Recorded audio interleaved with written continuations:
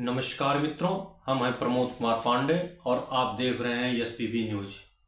मित्रों, आज हम बताएंगे एक ऐसा हथियारों का जखीरा जो काफ़ी पुराना है।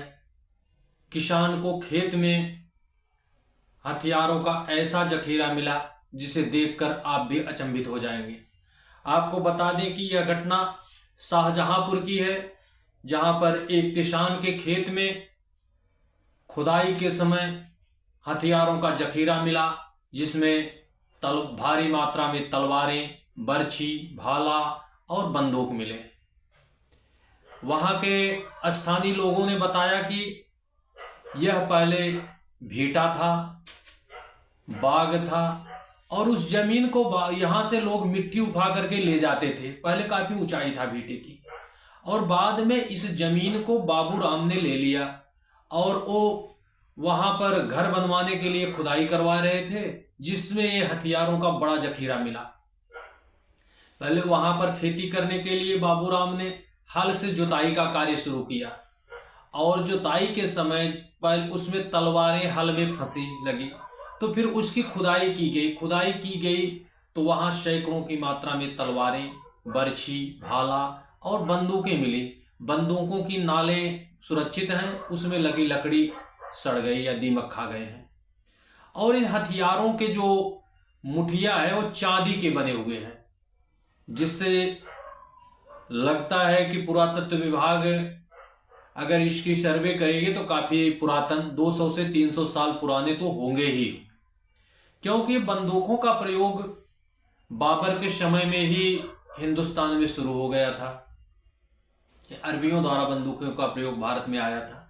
लेकिन कुछ दिन पहले जब यहाँ की खुदाई हुई थी और यहाँ पर मिले हथियारों को बीरबल साहनी इंस्टीट्यूट लखनऊ में जांच करवाया गया था, तो ये हथियार महाभारत काल के पाए गए थे। लेकिन वर्तमान में जो बंदूक और इसका प्रयोग है ये बाबर के आने के बाद ही है, और इसकी जो अभी किस धातु का बना है इसकी पुरातत्व विभाग की जांच के बाद ये सारी चीजें स्पष्ट होंगी।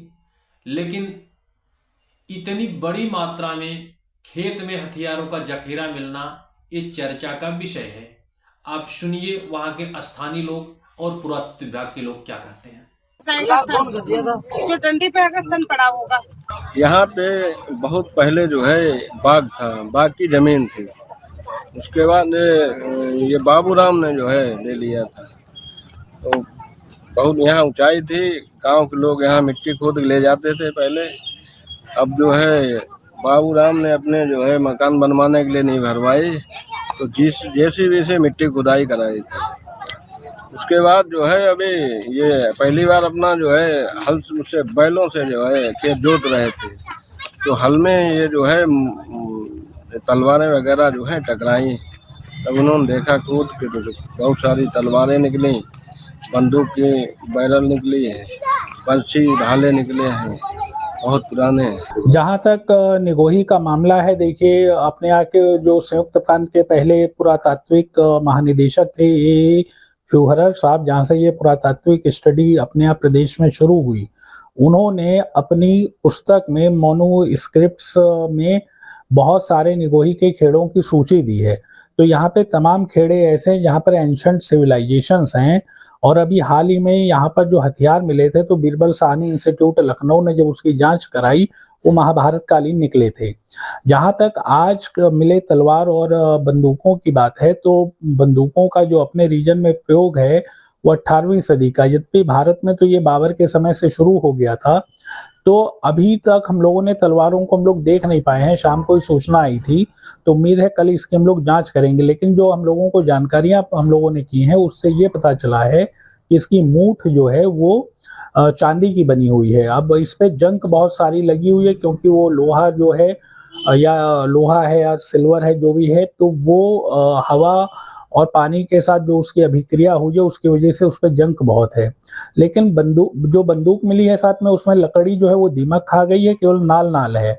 तो बंदूकों का साथ में मिलना ये इस आप देख रहे हैं कि किस ढंग से वहां पर मिले हथियारों का जखीरा वो किन धातुओं का बना है और कितने पुरातन हो सकते हैं।